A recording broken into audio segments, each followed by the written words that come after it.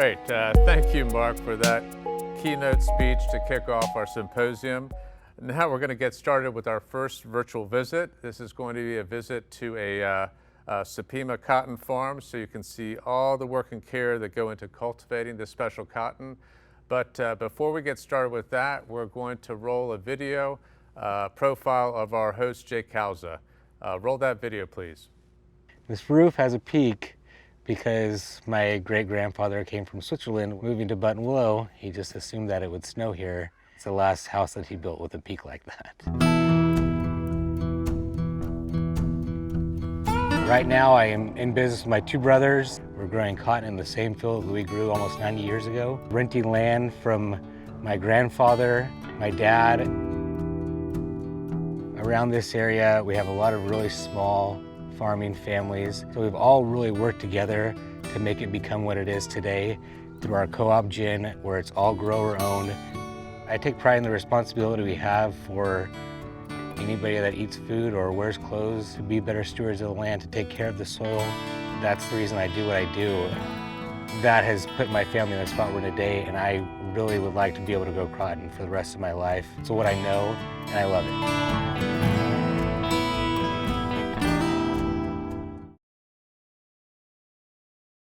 It is my pleasure now to introduce you to our host, Jake Cauzza of Cauzza Growers of Buttonwillow, California. Hey, it's great to have you here today, Jake. Thank you, Buxton. Great to be here.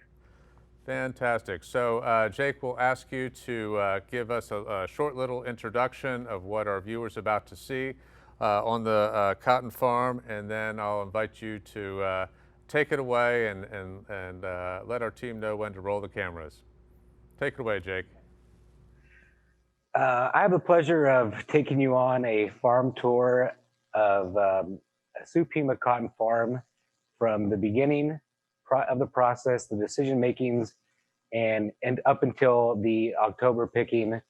And we're going to take on the whole process, and let's roll tape. I have been around cotton my entire life. I grew up on our ranch. I woke up in the mornings in October before I went to school and heard the cotton pickers firing up.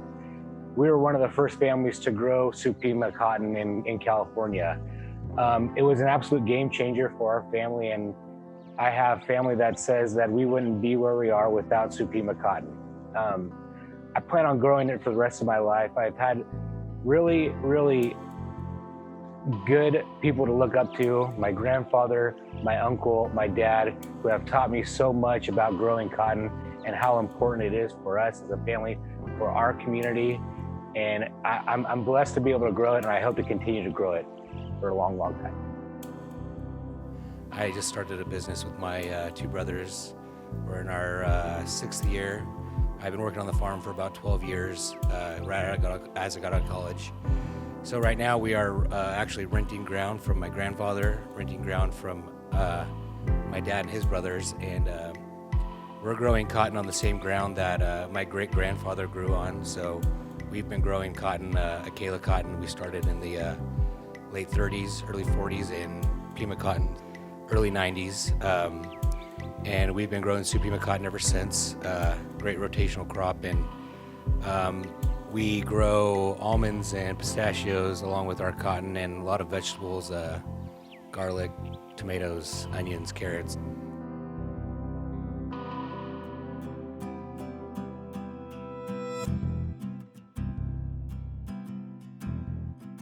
Supima cotton is grown only in a few areas in the United States: Texas, New Mexico, Arizona, and in California. Our drier climates, our warm air is really good for the plant. The cotton decision process starts early in the year. I would say January, your fields need to be prepped and ready. The winter months are when you're tilling the ground and getting it ready for your pre-irrigation, which should take place in December, January, or February, depending on your soil type. Here's an overhead look of some fields that have been picked, are being picked, and are getting picked, ready for harvest.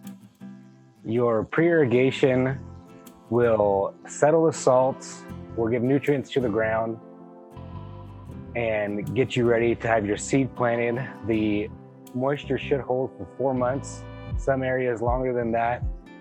And here's an overhead view of a field being pre-irrigated in early January. Right here is a lift pump that takes water from the canal into the field.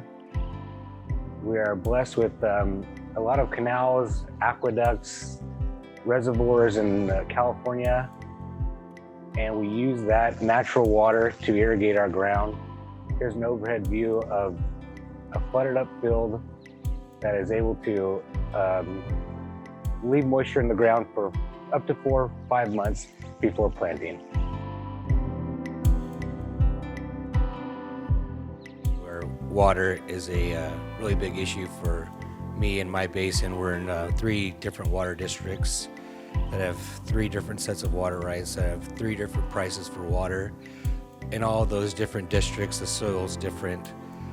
So some areas are better for growing cotton, some areas are not, and there's one water district in particular where the water is extremely expensive. So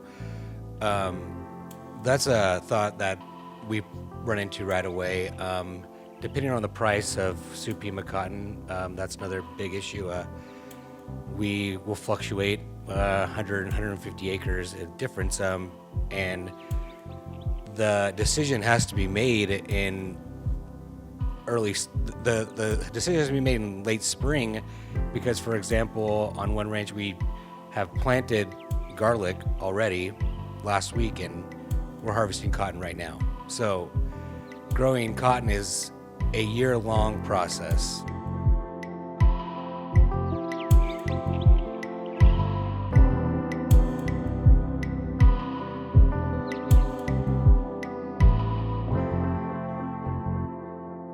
While you're pre-irrigating, you're deciding on what to plant, when to plant it, and what type of seed you prefer to plant. Here is a view of a tractor tilling the ground before planting.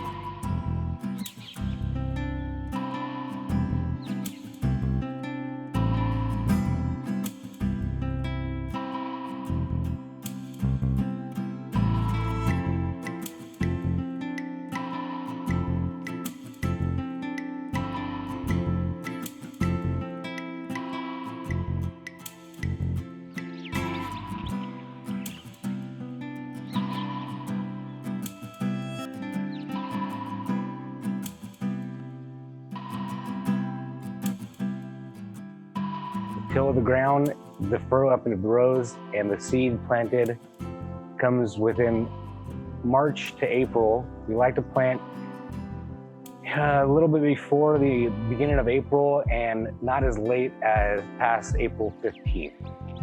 This is a view of a cotton stand that is a really nice stand. This seed has been in the ground for 2 to 3 weeks.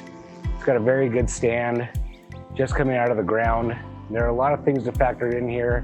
Obviously, this had good weather.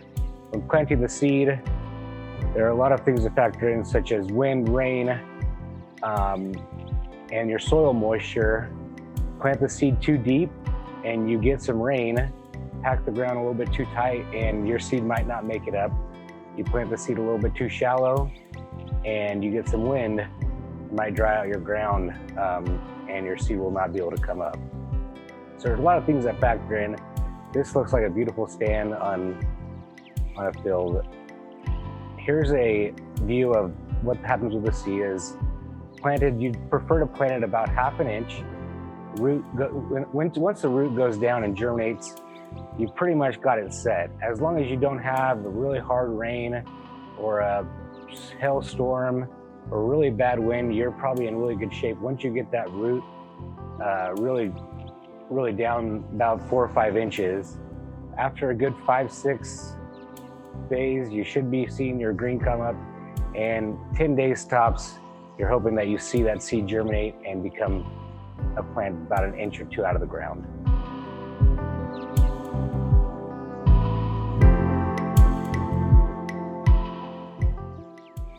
After the seed comes up and after your plant is grown, it's kind of a race to the finish as you'll be irrigating and cultivating, keeping the weeds down as much as you can, keeping the pests down as much as you can. And those months of June, July, August, trying to irrigate the crop, trying to grow the bolls, also stress out the crop enough to have the fruit grow big enough is really vital in the growing stage. One thing with a Supima cotton plant is it will grow like a tree. So the thing that a farmer like to do is kind of just play a little game with it, and you want to stress the plant out to where it feels like it's shutting down and it will really push out the bolls, but you also don't want to stretch it out too much because then they might fall off from heat stress. And those months of June, July, and August in California get pretty hot, so you got to really time your irrigations properly and use your water to the best of your ability. Here's a view of a cotton field that looks like it has already been defoliated, the plant has been terminated, and the bolls are starting to open up. Now, when it comes to choosing your harvest date, you have to factor in a lot of things, and main thing with farmers is the weather. You never know what's going to happen. You want to make sure that all of your bolls, you see a green boll right there, you'd like for that to open up, but it's going to take some time. Usually around October, the days start getting shorter, the temperature starts lowering, you get cold nights and short days, and there's not a lot of room for that plant to grow. You also have to factor in the possibility of rain. If your plant gets rained on when it is nice and opened up like that, it will really damage the plant. So you got to kind of weigh your odds, and if you need to start harvesting to where you've got a nice enough crop opened up, but not too early to where there's too many closed up. So it's just a kind of a roll of dice kind of game. Here's a cotton harvester going through the field. These harvesters have really come a long way in the last, I grew up on my ranch, and when I was a younger child, we had 2-row harvesters with about the same engine. And now we're up to 6-row harvesters that can cover up to 50 acres a day with just one harvester. Here's an overview of a half-picked field. This is about October, where the pickers are lined up at the end of the day, and there's 6 pickers there, and they could probably cover a good 300 acres a day on a good day, depending on the trash on the plant, the leaves on the plant. Here's a picker, front shot of a picker, a 6-row cotton harvester, and you can see the spindles turning. That's where they're like little needles that spin that'll take the cotton off the plant. The back of the harvester will be doffers that will then spin behind the spindles, taking the cotton off the spindles and shooting it up into a vacuum into the basket. Here's a shot of a close-up of the spindles. They are greased up and have a little bit of moisture so it can take the cotton off the plant, but not take so much trash. We just want that fiber, and we don't want the leaves or the sticks that come along with it. This is it bumped up to full speed. Here's the basket on the back of a new cotton picker rotating down, and this is where they drop the round modules at the end of the field.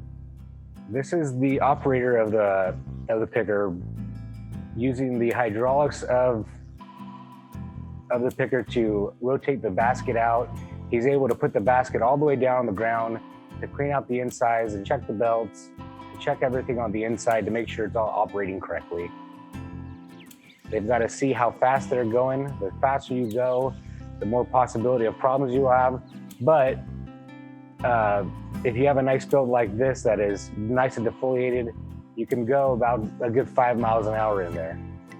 Here's a view from the cab of the tractor where the operator has to make sure that his GPS is in correct alignment. He has to make sure his throttle is at the right RPMs. He has to make sure that all of his spindles are spinning, that he is not plugged up, which usually a good operator can hear if something has plugged up the tractor. He has to look out for anything that is in the way. Here's an inside view of the cab where he can see how his basket is filling up when it's time to start rolling the module, and he can view his speed, his diesel, his oil, his RPMs, everything that he needs to know. And here's a view of the back of the back of the harvester where he can see the round module and the dump on the back. When it's finished, he knows that he can dump it at the end of the field with that camera. With the older harvesters, pickers sometimes have to do 2 passes. With these new harvesters, we've talked about just being efficient, and with 1 pass, these new harvesters are efficient enough to be able to take off as much cotton as you possibly can. Don't have to do 2 passes. It's a very efficient process. Here's another harvester with the round module off the end of the basket. Can hold it all the way until the end of the field and dump it on the end of the field while continuously making the next round module.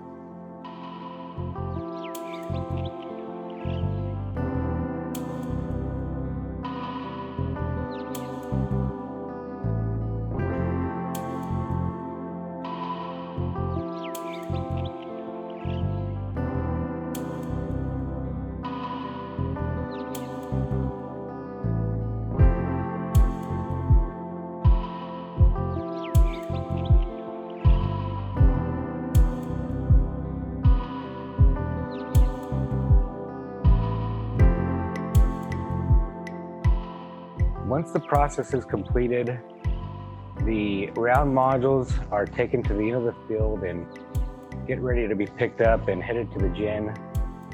These round modules are fairly new for our Central Valley area, and they're very efficient. You want to make sure that you set them all up on a line, because there are different machines that will come in, line them up for you, and either put them on a flatbed trailer or a module hauler.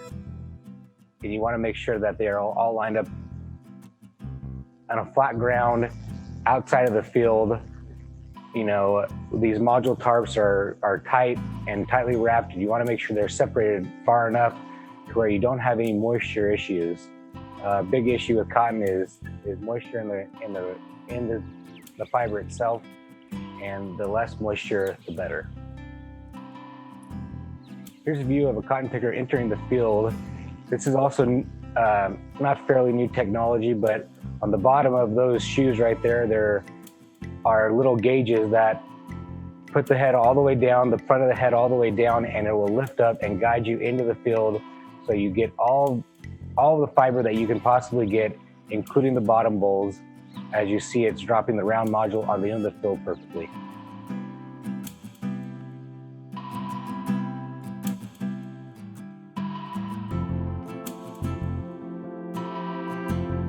And here are the machines that move the round modules and line them up, waiting for the flatbed truck. A lot of these, there's a lot of different types of ways to move it. Some have a 3-point on the back of a tractor. Some have used other ways, but these are 2 clamps on the outside. Pick up these module bells that can weigh anywhere from 5,000 to 6,000 pounds.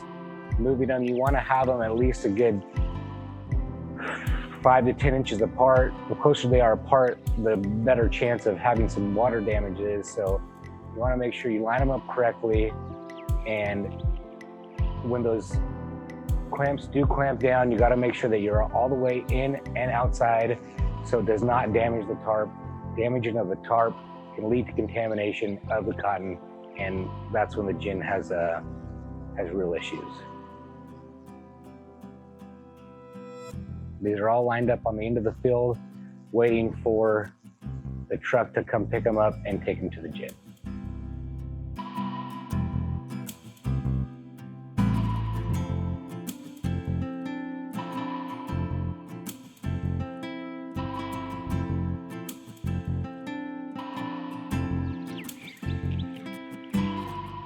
This is the final process of the harvesting, the final area of harvesting, and you can load up 3 per trailer on a flatbed trailer or 4 per trailer on a module truck.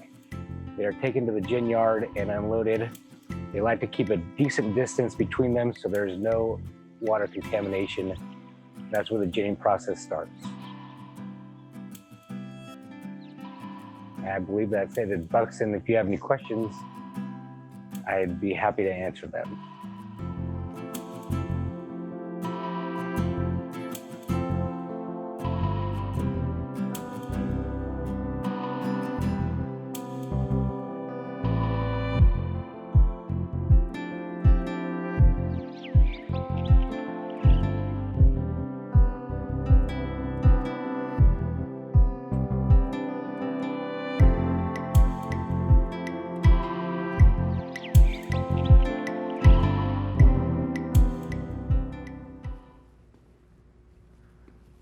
Wow, Jake, thank you so much for that great virtual farm tour. I guess it's sad to miss out on the in-person experience, but we didn't need to use sunscreen this time, so, or shake the dust out of our boots.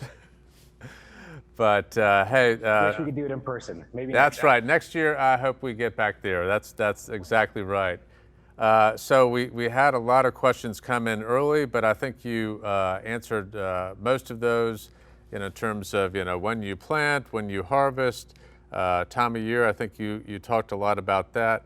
I did think there was something nice about kind of that last shot, where we talked about the modules, and one big leap in terms of these modules is that they allow you to pick at exactly the right moment when the cotton's ready, versus when back in the day when when there was gin capacity open, or it used to go into carts. I don't know if you can speak a little bit to that. For as long as I remember, I hear stories about module trailers and different types of ways they used to harvest the cotton. But when it comes to the module tarps, we're able to harvest and leave the modules in the field for a certain amount of time. In our area, there's not as much cotton, unfortunately, grown as there used to be. But, we only have so many module trucks to haul the modules. So the module tarps give us a time to be able to leave the cotton and slowly gin process all the cotton at a timely manner without having the weather affect it. No, that's a big advantage to have that kind of flexibility. Another question that came up was, what other crops do you do, and what other crops do you grow, and how do you manage rotation of crops on your farm? We grow quite a wide variety of crops. We have some almonds and pistachios. We do some onions and tomatoes, some vegetables, carrots, broccoli. We also do some wheat and alfalfa. So we have a really wide variety of options, and that's what the beauty about being able to grow in California is that we have such a great climate in the San Joaquin Valley that we're able to grow a different variety of crops. When it comes to cotton, Supima cotton, it's always been a part of our rotation, but to keep the soil healthy, we must rotate the crops. So we'll grow Supima, and then we will rotate it with a vegetable and come back, and that keeps our efficiency high, our yields high, and that's what we're trying to do, is just be as efficient as possible. So what are the differences in farming practices between organic and conventionally grown cotton? The differences are not that large. Cotton, organically grown and conventionally grown, use the same amount of water. They both use pesticides. Some are organically certified pesticides that they put on. I would say that a conventionally grown crop has less passes with a tractor. But other than that, it's fairly similarly grown. The only thing that I would say is that, the efficiency on an organically grown crop is probably a third of the yield that you'll get on a conventionally grown crop. So it is not as efficient as conventionally grown. And that, along with the emissions that it's putting out, with all the passes that are taking place, would put me in favor of a conventionally grown crop. So what you're saying, Jake, sorry to jump in, is that with the organic, you're getting a lower yield, you're getting fewer pounds per acre than you would get on a conventionally grown crop. Historically averaging a lot lower yield than conventionally grown. Yes. I think our viewers will find that insightful. Now, so let's see what other questions have come in here. So if you had to say, talk about challenges, what's your biggest challenge as a grower, Jake, that you face? We face a lot of challenges, and every year there's a new challenge when it comes to growing. I haven't been at it for that long. But I learned something new every year. Economically, we face challenges depending on the market. Right now, with the market is not extremely strong, different countries that do buy some of our cotton have kind of taken a back seat, and so we're faced with that challenge. Growing cotton in California, there's very stringent rules and regulations that we face. Certain pesticides or herbicides are being outlawed, and we're having to learn new ways to deal with the pests or to deal with the weeds. There's also the biggest issue, I think personally for me, is the water issue. Most people know 2014, 2015, we went through a massive drought here in California, and we're just trying to do our best to be good stewards of our water, of our groundwater, of our surface water, and we are trying to use that as much as we can to maximize the allocation that we have of our water towards our crops. And I believe that water is one of the biggest challenges we face. So it sounds like at any given time you're juggling a couple dozen factors that you have to deal with one at a time or collectively. Yeah, it's a challenge every year, and the growing process, is an annual thing, and the economic process is kind of an annual thing, and this water thing is more of a long-term issue. So it's something that we're going to have to get control of. Here's a really nice one. Do growers actually live on the farms that they cultivate? Well, for me, I grew up on our headquarters on our farm. I grew up in the same house that my great-grandfather had lived in at one point. And my dad grew up on the farm also, just right across the yard in a different house. So I'm not living there now, but yeah, at one point I did. And the 3 generations before me did also. Well, thank you so much, Jake. And I think with those words, we can wrap our conversation. Thank you again for being our virtual host for this farm tour. We're very hopeful that we can get back to in-person next year, but thank you again for being with us and for all you and your family have done to advance Supima out there in the Valley in California. Very appreciated. Thank you so much, Buxton. It's an honor to be here. Great. Well, with that, we're going to now take a short 5-minute break, and we'll return with a panel discussion on sustainability. So we'll have Jake back. We'll be joined by some additional guests for this panel to discuss sustainability. So thank you for joining us, and we look forward to seeing you back for the second hour.